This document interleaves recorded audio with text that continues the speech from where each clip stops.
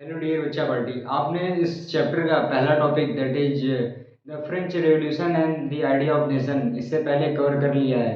जिन्होंने उस वीडियो को कवर नहीं किया है, I would like to request you all that पहले आप उस वीडियो को जाकर देखें, तब जाके आपको ये आगे का पोर्शन समझ में आएगा कि कैसे फ्रांस में फ्रेंच रेवोल्यूशन हुआ, जिसके बाद लोगों को आइडिया ऑफ नेशन आया कि कैसे एक कंट्री होना चाहिए। उसका आइडिया डेवलप होता है लोगों को फ्रेंच रेवोल्यूशन के बाद। तो वो आइडिया डेवलप कैसे हुआ, उसके लिए हमें पहला वीडियो देखना होगा।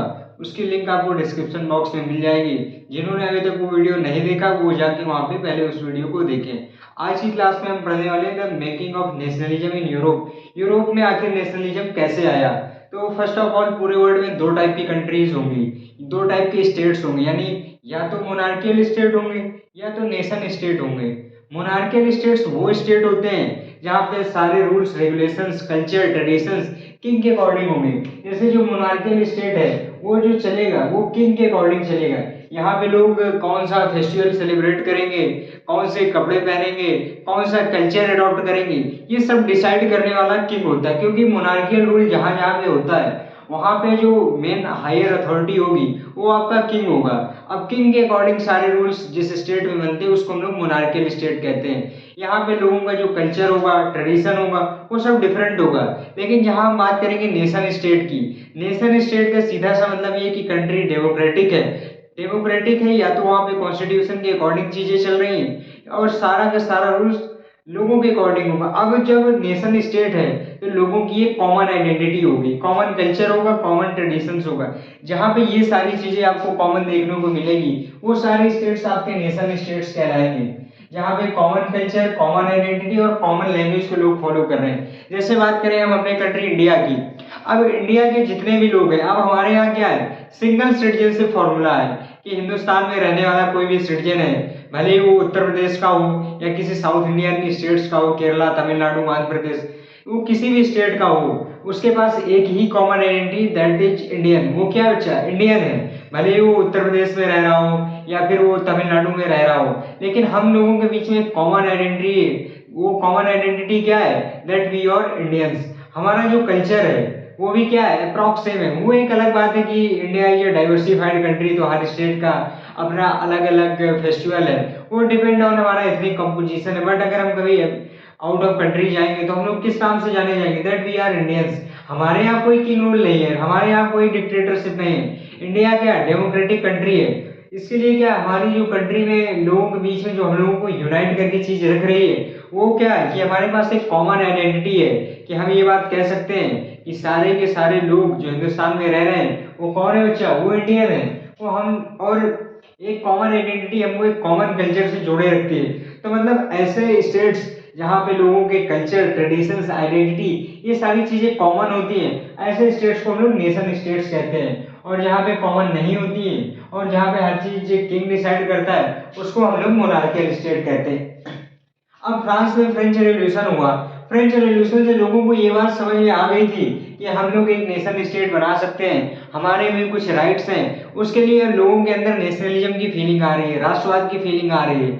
जैसे आप देखो बेटा, 15 अगस्त हो या रिपब्लिक डे हो, आप पैट्रियोटिक सॉन्ग सुन लेते हो तो आपको क्या होता है कि आपके अंदर एक फीलिंग आ जाती है, नेशनलिज्म की फीलिंग आ जाती है, आप अपनी कंट्री के लिए डिवोटेड हो जाते हो। उसी तरह जो यूरोप था, फ्रेंच रेवोल्यूशन के बाद लोगों को एक आइडिया आ रहा था नेशनलिज्म का कि ऐसा होना चाहिए, हमें भी डेमोक्रेटिक और रिपब्लिक वर्ड चाहिए। अब ये जो डेमोक्रेटिक और रिपब्लिक वर्ड चाहिए, हमें पूरे यूरोप में नेशनलिज्म फैलाना है। वो कैसे होगा, वो सारा प्रोसीजर हम इस वीडियो में कवर करेंगे। अब उसके लिए हमें पहले सोसाइटी समझनी पड़ेगी कि सोसाइटी में किस किस तरह के लोग थे। सोसाइटी, फ्रेंच सोसाइटी कैसी थी, यूरोपियन सोसाइटी कैसी थी। तो जो हमारा अगला टॉपिक है that is the aristocracy and the new middle class. अब बात आती है कि एरिस्टोक्रेसी क्या होती है। तो एरिस्टोक्रेसी का वो मतलब होता है कि जहाँ पे रूल वेल्दियर पीपल का हो, सोसाइटी की जो रिचेस्ट पीपल हो वो लोग रूल कर रहे हो, उसको हम लोग एरिस्टोक्रेसी कहते हैं। एरिस्टोक्रेसी का सीधा सा मतलब ये है कि रूल बाई वेल्दियर पीपल। जिस भी कंट्री में या जिस भी सोसाइटी में वेल्दियर लोग रूल कर रहे होते हैं उसको एरिस्टोक्रेसी कहते हैं। एरिस्टोक्रेसी मोस्टली आपको यूरोपियन कंट्रीज में ही देखने को मिलेगी। अब बात कर रहे हैं हम लोग यूरोप की, तो यहाँ पे क्या है, एरिस्टोक्रेट्स। अब सोसाइटी किस में बटी हुई, एरिस्टोक्रेट्स होंगे, पीजेंट्स होंगे और आपके मिडिल क्लास लोग होंगे। और ये मिडिल क्लास वही लोग होंगे जो सबसे ज्यादा नेशनलिज्म की फीलिंग को क्या करेंगे, स्प्रेड करेंगे, फैलाएंगे। तो अब नेशनलिज्म कैसे यूरोप में पूरे फैलता है, कैसे लोगों के बीच में आइडिया आता है और कैसे लोग नेशनलिज्म के लिए अप्रोच करते हैं, उसके लिए हमें सबसे पहले सोसाइटी को समझनी पड़ेगी। इस सोसाइटी में किस किस तरह के लोग थे। तो पहले लोग जो सोसाइटी में थे उनका नाम है बच्चा एरिस्टोक्रेट्स। अभी जो एरिस्टोक्रेट्स लोग थे ये they are the wealthier people of the society, मतलब सोसाइटी के ये सबसे अमीर लोग थे। अब ये जो अमीर लोग हैं ये कभी नहीं चाहेंगे कि नेशनलिज्म आए, डेमोक्रेसी आए। वेल्थियर लोग क्या चाहेंगे कि एरिस्टोक्रेसी मेंटेन रहे, एरिस्टोक्रेटिक रूल बना रहे। और ये जो एरिस्टोक्रेट्स थे ये कौन थे, they are the wealthier people of the society. Society के ये लोग सबसे अमीर लोग हुआ करते थे। अब ये अमीर लोग हैं तो इनको कैसा रूल पसंद है, मोनार्कियल रूल पसंद है। क्यों, क्योंकि इनको प्रिविलेजेस मिले हुए हैं, they are the richest people of the society. इसके साथ साथ दे स्पीक फ्रेंच लैंग्वेज। अब उस टाइम पे क्या था कि जो फ्रेंच लैंग्वेज जो लोग बोलते थे उनको हम लोग बहुत स्पेशल ट्रीट करते थे या उनको हम लोग बहुत स्पेशल मानते थे। अब बात करें जैसे इंडिया की, अब इंडिया में कोई बच्चा है या कोई कैंडिडेट है वो फ्लुएंट इंग्लिश बोलता है तो हमारे मन में क्या माइंडसेट आ जाता है, that he is a very intelligentsia candidate, that means ये बहुत इंटेलिजेंट बैकग्राउंड से आता है या ये हाईली मेरिटिशियस स्टूडेंट है या हाईली ग्रेजुएटेड कैंडिडेट है। हम क्या मानते हैं, स्पेशल फील करते हैं। अगर किसी सोसाइटी में कोई बंदा इंग्लिश बोल रहा है तो सब लोग कैसे सुनते हैं, दैट कि हाँ ये एक मिरेकल सा है कि ये कैंडिडेट आपका इंग्लिश बोल रहा है। तो इसी तरह उस टाइम पे जो यूरोपियन सोसाइटी थी वहां पे अगर कोई कैंडिडेट फ्रेंच लैंग्वेज बोल रहा है तो हम ये चीज एज्यूम करते थे, दैट मीन्स कि ये सोसाइटी का सबसे नोबल कैंडिडेट है। क्यों, क्योंकि फ्रेंच उस टाइम की सबसे बेस्ट लैंग्वेज थी और जो भी इसको बोलता था तो हम लोग ये बात मान लेते थे कि वो कैसा बहुत एजुकेटेड है। तो ये जो एरिस्टोक्रेट लोग थे ये क्या कौन सी लैंग्वेज बोलते थे, दे स्पीक फ्रेंच लैंग्वेज। इसके साथ साथ ये सोशली और पॉलिटिकली बहुत पावरफुल थे। अब ऑब्वियस सी बात है जिसके पास पैसा होगा उसके पास पावर होगी। जैसे कि आपने बेल्जियम में देखा था कि जो फ्रेंच सोसाइटी थी उसके पास पैसा था तो वो लोग क्या थे, वो पावर में थे, पावर में आना चाहते थे, इसके लिए वो कॉन्फ्लिक्ट कर रहे थे। तो जो भी सोसाइटी में कैंडिडेट पावरफुल होगा या जो रिच होगा तो पावरफुल होगा, पावरफुल है तो इसका मतलब रिच है। ये दूसरे क्या है, एक दूसरे के उसमें डायरेक्टली प्रोपोर्शनल है। अगर रिच कैंडिडेट है तो वो पावरफुल होगा, सोसाइटी में उसकी वैल्यू होगी। तो अगर आपके पास रुपए, आप कॉमन एग्जांपल भी देखिए, अगर आप सोसाइटी में जाते हो एक कैंडिडेट बाइक से आता है एक कैंडिडेट कार से आता है तो हम किसकी ज्यादा रिस्पेक्ट आप देखते हो सोसाइटी में, जो कैंडिडेट कार से आ रहा है। तो सीधा सा मतलब ये है कि जो रिच कैंडिडेट होगा उस सोसाइटी में पॉलिटिकली और सोशली दोनों पावरफुल होगा। इसके साथ साथ जो एरिस्टोक्रेट्स थे, अब एरिस्टोक्रेट्स हैं तो ये प्रॉपर्टी भी ओन करेंगे। तो जो एरिस्टोक्रेट्स होते थे इनके हाउसेस होते थे कहाँ पे, कंट्री साइड में। इसके साथ साथ जो फैमिलीज होती थी एरिस्टोक्रेट फैमिली, वो एक दूसरे से क्या होती थी, मैरिज टाइज से जुड़ी होती थी। यानी जो एरिस्टोक्रेट्स होते थे वो शादी कैसे करते थे, अपनी सोसाइटी में करते थे। मतलब एरिस्टोक्रेट में ही शादी करते थे। ऐसा नहीं था कि वो इंटर क्लास मैरिज कर ले, यानी कि एरिस्टोक्रेट्स पीजेंट से शादी कर ले या मिडिल क्लास से कर ले। एरिस्टोक्रेट्स में क्या होता था, वो फैमिली टाइज करते थे, अपने ही उसमें शादी करते थे। इसके साथ साथ ये जो लोग थे ये common way of life settles थे, मतलब सबका जो लिविंग स्टैंडर्ड था या जो लिविंग लाइफ थे, जो कल्चर था वो क्या था, कॉमन था। तो जो एरिस्टोक्रेट्स थे इस सोसाइटी में टॉप क्लास लोग माने जा रहे थे। क्यों, just because they are the wealthier people of the society. और यही लोग सोसाइटी में क्या कर रहे थे बच्चा, रूल कर रहे थे। इसके बाद आते हैं पीजेंट्स। अब जो पीजेंट्स थे, पीजेंट्स बेटा ये पुअर पीपल थे सोसाइटी के जो सबसे गरीब लोग थे वो सारे के सारे क्या थे, पीजेंट्स थे। अभी पीजेंट सोसाइटी में मेजोरिटी में थे। ज्यादातर आप किसी भी कंट्री में देखो जो अंडर डेवलपिंग है वहां पे जो पुअर क्लास है वो क्या है, वो मेजोरिटी में है। तो उसी तरह यूरोप की भी क्या सिचुएशन थी, जो पीजेंट्स क्लास था दे वर इन मेजोरिटी। ये लोग कैसे थे बच्चा, ये मेजोरिटी में थे, ये लोग ज्यादा लोग थे। एरिस्टोक्रेट्स कम थे, पीजेंट्स ज्यादा थे। और अब इनके पास पैसा नहीं है। अब पैसा नहीं है तो इसका मतलब क्या, ये लोग पावरफुल नहीं है। जिसके पास पैसा है उसके पास पावर है, जिसके पास पैसा नहीं है उसके पास पावर नहीं है। सो दे वर नॉट पावरफुल। इसके साथ साथ जब पैसा नहीं है तो ये लोग एजुकेटेड भी नहीं है। एजुकेटेड नहीं है, सबसे मेन फैक्टर क्या, अब इनके पास रुपए नहीं है तो ये लोग क्या बचा, दे आर लैंडलेस। इनके पास प्रॉपर्टी नहीं है और सामान लैंडलेस। तो ये क्या थे, ये एरिस्टोक्रेट्स और पीजेंट्स दोनों के अंदर कोई नेशनलिज्म की फीलिंग नहीं थी। क्यों कोई नेशनलिज्म की फीलिंग नहीं थी, एरिस्टोक्रेट्स तो प्रिविलेजेस एंजॉय कर रहे थे क्योंकि इनको सोसाइटी में सब कुछ मिल रहा था। और जो पीजेंट्स क्लास थे, पीजेंट्स क्लास को किसी भी टाइप का कोई प्रिविलेज नहीं मिला था और इनको कोई आइडिया भी नहीं था। मतलब ये क्या थे, अब ना ये एजुकेटेड है, ना ये पावरफुल है, सोसाइटी में रिच भी नहीं, ना इनके पास कोई प्रॉपर्टी, इनको नेशनलिज्म से कोई मतलब नहीं। नेशनलिज्म की जो फीलिंग्स है वो सबसे ज्यादा किसके अंदर आई, वो आई बच्चा मिडिल क्लास के अंदर। सबसे ज्यादा जो मिडिल क्लास लोग थे वो ये चाहते थे कि यूरोप में क्या स्टेबल हो जाए बच्चा, यूरोप में नेशनलिज्म स्टैब्लिश हो जाए। एरिस्टोक्रेट्स और पीजेंट्स के बारे में हम लोग जान चुके हैं कि सोसाइटी में वो कैसे हैं, क्या स्टेटस है उनका। कि जो एरिस्टोक्रेट्स हैं वो वेल्दियर पीपल हैं सोसाइटी के, और जो पीजेंट्स हैं वो पोरेस्ट पीपल हैं सोसाइटी के। अब बात करेंगे हम लोग मिडिल क्लास के। जो मिडिल क्लास के लोग हैं उन्हीं के अंदर जो फीलिंग आती है नेशनलिज्म की, उनके पास कुछ दो आइडिया आते हैं। एक तो वो नेशन स्टेट बनाना चाहते हैं, और जो दूसरा आइडिया है उनका लिबरल नेशनलिज्म का, यानी वो आज़ादी चाहते हैं। तो जो मिडिल क्लास के लोग हैं वो सोसाइटी में क्या स्टेटस रखते हैं, तो जो मिडिल क्लास के लोग हैं वो ना ही ज़्यादा रिच हैं ना ही ज़्यादा पुअर हैं, इसलिए वो क्या है बेटा मिडिल क्लास में, मतलब बीच में आते हैं। ना उनमें ज़्यादा रिच कैंडिडेट है, ना ही ज़्यादा पुअरेस्ट कैंडिडेट है। That's why they are neither very rich nor very poor. इसके साथ साथ दे आर एजुकेटेड। अब एजुकेटेड है तभी तो उनके अंदर नेशनलिज्म की फीलिंग आ रही है, नेशन स्टेट की फीलिंग आ रही है। उनको एक डेमोक्रेटिक और रिपब्लिक वर्ड चाहिए। अगर आप एजुकेटेड नहीं है, अगर मिडिल क्लास के लोग एजुकेटेड ना होते तो उनको क्या होता है, उनको कोई डेमोक्रेसी से मतलब नहीं होता। अब डेमोक्रेसी या रिपब्लिक वर्ड उन्हें क्यों चाहिए, just because they want to secure their rights. अगर वो एजुकेटेड है तभी उनको अपने राइट्स के बारे में पता है कि अगर नेशनलिज्म होगा, नेशन स्टेट होगा तो उनको राइट्स मिलेंगे। तो जो मिडिल क्लास के लोग थे वो क्या थे, वो एजुकेटेड भी थे। इसके साथ साथ जो मिडिल क्लास के लोग हैं वो वर्किंग क्लास हैं, यानी ये कैसे लोग हैं, प्रोफेशनल्स लोग हैं, कामकाजी लोग हैं। ये किसी ना किसी प्रोफेशन में एंगेज हैं। जैसे जो मिडिल क्लास के लोग हैं उनमें कुछ बिजनेसमैन हैं, इंडस्ट्रियलिस्ट हैं, लॉयर्स हैं, यानी डिफरेंट डिफरेंट काइंड के प्रोफेशंस ये जो मिडिल क्लास के लोग हैं ये फॉलो करते हैं।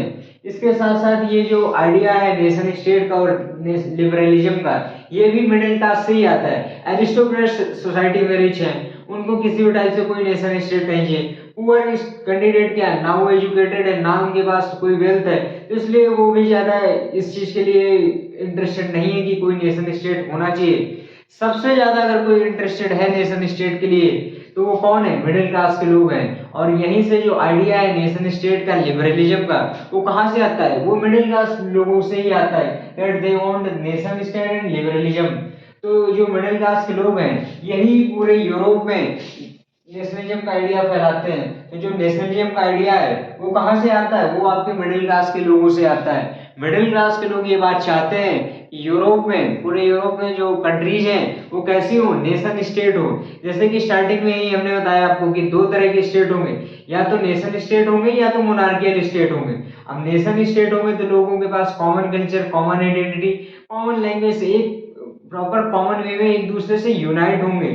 अब बात करें मिडिल क्लास की जो आइडिया थे नेशन स्टेट, अब नेशन स्टेट अगर होगा तो क्या होगा, यूनिटी मेंटेन रहेगी। यूनिटी कैसे मेंटेन रहेगी, आप एक कॉमन कल्चर को शेयर कर रहे हो। मान लीजिए चलो आप एक पर्टिकुलर कास्ट का एग्जांपल ले लो। अगर आप एक पर्टिकुलर कास्ट से आते हो तो आप क्या देखते हो, लोगों के बीच में यूनिटी रहती है। या आप एक किसी रिलीजन से आते हो तो वहां पे चीजें क्या होती है, लोग यूनाइट रहते हैं। उसी तरह अगर कंट्री नेशन स्टेट होगा, लोग एक कॉमन कल्चर शेयर करेंगे तो नेशन स्टेट में क्या होगी, नेशन यूनिटी मेंटेन रहेगी। तो ये जो आइडिया है मिडिल क्लास का नेशन स्टेट का, वो क्या कर रहा है, एक नेशन यूनिटी बिल्ड कर रहा है। लोगों को एक दूसरे से क्या कर रहा है, अच्छा एक दूसरे को यूनाइट कर रहा है। इसके बाद जो दूसरा आइडिया था मिडिल क्लास का वो कौन सा था, दूसरा आइडिया था अच्छा लिबरल नेशनलिज्म का। लिबरल नेशनलिज्म का मतलब कि ये आजादी चाहते हैं। किस चीज से आजादी चाहते हैं, पहला जो इनका कॉन्सेप्ट है कि वो एरिस्टोक्रेटिक रूल को खत्म करना चाहते हैं। यानी जो सोसाइटी में वेल्दियर पीपल है जो रूल कर रहे हैं उनके रूल को क्या करना चाहते हैं, पूरी तरह से एंड करना चाहते हैं। They want the end of aristocratic rule. जो समाज के वेल्दियर लोग हैं, अब एंड एरिस्टोक्रेटिक रूल का अगर एंड हो रहा है तो इनका फायदा क्या हुआ। अब जैसे एरिस्टोक्रेसी का रूल है, अब एरिस्टोक्रेसी क्या करेगा, जो एरिस्टोक्रेट्स को ही फेवर करेगा। जो सोसाइटी के रिच कैंडिडेट हैं उनको फेवर करेगा, तो जो पुअर कैंडिडेट है या मिडिल क्लास है उनके जो राइट्स हैं उतने ज्यादा सिक्योर्ड नहीं होंगे। इसीलिए जो मिडिल क्लास के लोग हैं वो क्या चाहते हैं, वो ये बात चाहते हैं कि पूरी तरह से जो एरिस्टोक्रेटिक रूल है वो क्या हो जाए बच्चा, वो खत्म हो जाए आपका एरिस्टोक्रेटिक रूल। इसके साथ साथ जो क्लरिकल प्रिविलेजेस, जो फ्रेंच सोसाइटी में चले आ रहे हैं उसको भी ये लोग खत्म करना चाहते हैं। फर्स्ट और सेकंड स्टेट के लोगों को क्या है, बाई बर्थ प्रिविलेज मिले हुए हैं कि उनको किसी भी टाइप का कोई टैक्स पे नहीं करना फ्रेंच सोसाइटी में। तो ये जो मिडिल क्लास के लोग हैं ये बात नहीं चाहते हैं कि पूरी तरह से जो क्लरिकल प्रिविलेजेस मिले हुए हैं ये भी खत्म हो जाए। इसके साथ साथ जो आपके मिडिल क्लास के लोग हैं, मिडिल क्लास के लोग ये बात चाहते हैं कि वहां पर एक कॉन्स्टिट्यूशन होना चाहिए और जो गवर्नमेंट हो वो कैसी हो बच्चा, रिप्रेजेंटेटिव गवर्नमेंट हो। रिप्रेजेंटेटिव गवर्नमेंट का क्या मतलब है कि जो इलेक्टेड रिप्रेजेंटेटिव आए, मतलब जो लीडर्स हों वो आपकी जनता के द्वारा इलेक्ट किए हुए हों, आपके लोगों के द्वारा इलेक्ट किए हों। तो ये क्या हो जाएगा, रिप्रेजेंटेटिव गवर्नमेंट ये चाहते हैं। तो जो मिडिल क्लास के लोग हैं वो ये बात चाहते हैं कि जो सरकार है वो कॉन्स्टिट्यूशन के अकॉर्डिंग चले और इसके साथ साथ क्या हो, रिप्रेजेंटेटिव गवर्नमेंट हो। और इसके बाद मिडिल क्लास के लोग हैं, नेशन स्टेट इनका मेन आइडिया है, that's why they want equality before law. मतलब कहने का ये है कि सोसाइटी में जो तीनों स्टेट्स के लोग हैं उनको हम लोग इक्वली ट्रीट करें, ना ही हम किसी को इन्फीरियर ट्रीट करें ना ही किसी को सुपीरियर ट्रीट करें। सोसाइटी में कोई भी कैंडिडेट है उसको कैसा ट्रीटमेंट मिलना चाहिए, इक्वल ट्रीटमेंट मिलना चाहिए। ये नहीं कि किसी को आप अच्छा ट्रीट कर रहे हो, यानी जैसे मान के चलो दो लोग हैं, आप किसी को राजभोग खिलाया जा रहे हो और दूसरा कैंडिडेट है उसको आप कुछ नहीं दे रहे हो। तो इस तरह में क्या होगा बच्चा कि जो जिसको आप राजभोग खिला रहे हो वो तो ठीक है, लेकिन जिसको आप कुछ नहीं दे रहे हो वो क्या कर देगा, रिवोल्ट कर देगा।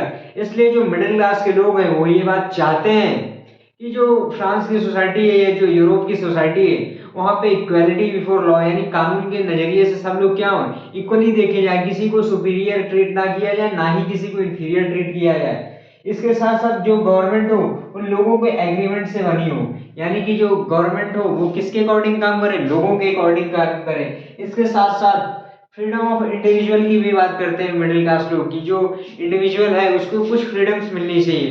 तो ये सारे आइडिया हैं किसके, मिडिल क्लास के। मिडिल क्लास की ये आइडिया है कि नेशन स्टेट हो और इसके साथ साथ लिबरल नेशनलिज्म हो। अब जैसा कि ये जो मिडिल क्लास लोग हैं, मिडिल क्लास के लोग क्या प्रोफेशनल्स हैं, ये बिजनेसमैन है, इंडस्ट्रियलिस्ट है, तो इनका मेन ऑक्यूपेशन क्या है बेटा, अब ये लोग बिजनेस में इंगेज हैं। अब बिजनेस में इंगेज है तो जो फ्रांस में जो ट्रेडर्स हैं उनकी कुछ प्रॉब्लम्स थी। जैसे ये जो मिडिल क्लास के लोग थे ये जब हैम्सबर्ग से लग्जमबर्ग ट्रैवल करते थे तो वहाँ की जो फ्रांस की या यूरोप की गवर्नमेंट थी उनको क्या करना था, जो ट्रेडर्स थे उनको 11 जगह पे टैक्स बैरियर पे करना पड़ता था।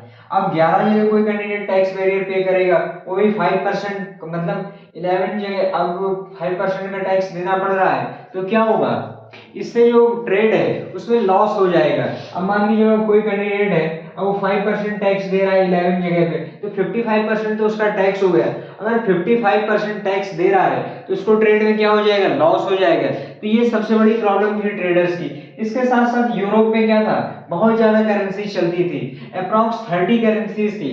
अब इतनी ज्यादा करेंसी है तो ट्रैवल करने में दिक्कत हो रही है, ट्रेडर्स को क्या है गुड्स एक्सचेंज करने में भी प्रॉब्लम आ रही है। तो अब ये जो मिडिल क्लास के लोग थे ये नेशन स्टेट और लिबरलिज्म तो चाहते ही चाहते थे, इसके अलावा जो ट्रेडर्स की प्रॉब्लम है उसको भी सॉल्व किया जाए। अब ट्रेडर्स की प्रॉब्लम क्या थी कि 11 जगह पे उनको क्या टैक्स बैरियर्स देना पड़ रहा है। इसके साथ साथ फ्रांस यूरोप में क्या 30 करेंसी चल रही है जिससे ट्रेड में प्रॉब्लम आ रही है। ये जो सारी प्रॉब्लम्स हैं कैसे सॉल्व करेंगे, इसके लिए हम एक कस्टम यूनियन बनाएंगे जिसको हम लोग जोल्वेरिन बोलेंगे। अब ट्रेडर्स की प्रॉब्लम को सॉल्व करने के लिए एक कस्टम यूनियन बनाया जाता है। अब ट्रेडर्स को क्या प्रॉब्लम आ रही है कि 11 जगह पे उनको टैक्स देना पड़ रहा है, टैक्स वगैरह 11 जगह पे लगे वो भी 5% के। इसके साथ साथ यूरोप में इतनी ज़्यादा करेंसीज हैं जिसकी वजह से ट्रेड में उनको बहुत प्रॉब्लम आ रही है। अब जैसे मान लो एक कंट्री से दूसरी कंट्री में गए फिर वहाँ करेंसी चेंज करेंगे, फिर दूसरे कंट्री से अगर तीसरी कंट्री में जा रहे हैं तो फिर वहाँ करेंसी चेंज करनी पड़ेगी। यानी पूरे यूरोप में अप्रॉक्स 30 करेंसीज थी जिसकी वजह से ट्रेडर्स को बहुत प्रॉब्लम आ रही थी। अब ट्रेडर्स की प्रॉब्लम को सॉल्व करने के लिए 1834 में एक कस्टम यूनियन बनाया जाता है जिसका नाम जोल्वेरिन होता है। देखो ये जो यूनियंस होते हैं इनका काम क्या होता है कि जो हमारा जिस भी रिलेटेड यूनियन हो, जैसे इंडिया में बहुत सारे यूनियन है जैसे भारतीय किसान यूनियन तो वो फार्मर्स के लिए, जैसे ऑल इंडिया ट्रेड यूनियन तो ये सब क्या है ट्रेड्स के लिए। यानी ये जो यूनियंस है ये पर्टिकुलर सेक्शन जिसके लिए बनाए जाते हैं उसकी प्रॉब्लम्स को सॉल्व करने के लिए होते हैं। तो इसी तरह यूरोप में भी 1834 में एक कस्टम यूनियन बनता है जिसका नाम होता है जोल्वेरिन। अब ये जो ज्वेलरीन होता है ये कस्टम यूनियन बनाया जाता है ट्रेडर्स के द्वारा। अब ट्रेडर्स इसलिए इस कस्टम यूनियन को बनाते हैं ताकि क्या किया जा सके, ट्रेडर्स की प्रॉब्लम को सॉल्व किया जा सके। ट्रेडर्स की प्रॉब्लम को सॉल्व करने के लिए ये जो कस्टम यूनियन बनता है इसका नाम होता है बेटा ज्वेलरीन। ज्वेलरीन का काम क्या है, इसने क्या किया कि हालांकि ज्वेलरीन को स्टार्ट किसने किया था, Zollverein was started by Prussia. Prussia ने ज्वेलरीन कस्टम यूनियन का फॉर्मेशन किया, लेकिन बाद में ज्वेलरीन को आपके अदर जर्मन स्टेट्स भी ज्वाइन कर लेते हैं। अब ये जो ज्वेलरीन है इसका काम क्या है, सबसे पहले तो इसने टैक्स बैरियर हटा दिए। टैक्स बैरियर मतलब ये है कि ट्रेड पे जो टैक्सेस लगे थे उसको क्या कर दिया गया, कस्टम यूनियन ज्वेलरीन जैसे ही बनता है तो ये जो टैक्स लगे थे ट्रेड्स पे, टैक्स बैरियर सारे के सारे रिमूव कर दिए गए। इसके साथ साथ जो कस्टम यूनियन था इसने रेलवे एक्सपांशन में बहुत काम किया। इसने क्या कर दिया, रेलवे नेटवर्क को इंक्रीज कर दिया। अब रेलवे नेटवर्क इंक्रीज होगा तो इससे ट्रेड क्या होगा, ट्रेड इजीली कई सारे कंट्री में फ्लरिश कर जाएगा, कई सारे रीजन्स में क्या हो जाएगा। अगर ट्रांसपोर्टेशन का नेटवर्क अच्छा है, अब रेलवे का एक्सपांशन हो रहा है इस कस्टम यूनियन से, तो ट्रेड क्या कर जाएगा, फ्लरिश कर जाएगा, ट्रेड बढ़ जाएगा। अगर ट्रांसपोर्टेशन फैसिलिटी अच्छी है तो उससे आपका जो ट्रेड है वो क्या होगा, फ्लरिश कर जाएगा। इसके साथ साथ ये जो कस्टम यूनियन है इसने ये यूरोप में जो इतनी ज्यादा करेंसी चलती थी 30 करेंसी, उनको रिड्यूस करके क्या कर दिया, 2 कर दिया। ये जो कस्टम यूनियन है ज्वेलरीन, इसका क्या काम था, पहली बात तो इसको प्रूसिया ने बनाया। अब प्रूसिया ने बनाया और इसके साथ साथ जो अदर जर्मन स्टेट्स हैं उसने भी इसको ज्वाइन कर लिया। इसने रेलवे नेटवर्क का एक्सपेंशन किया, ट्रेड बैरियर्स हटा दिए। इसके साथ साथ जो यूरोप की करेंसीज थी उनको क्या कर दिया बच्चा, रिड्यूस कर दिया गया। और ये जो ज्वेलरीन बना था ये जो ट्रेडर्स की प्रॉब्लम आ रही थी यूरोप में उसको सॉल्व करने के लिए बना था। Thank you so much for watching this video. इसके आगे का पार्ट हम लोग नए वीडियो में कवर करेंगे।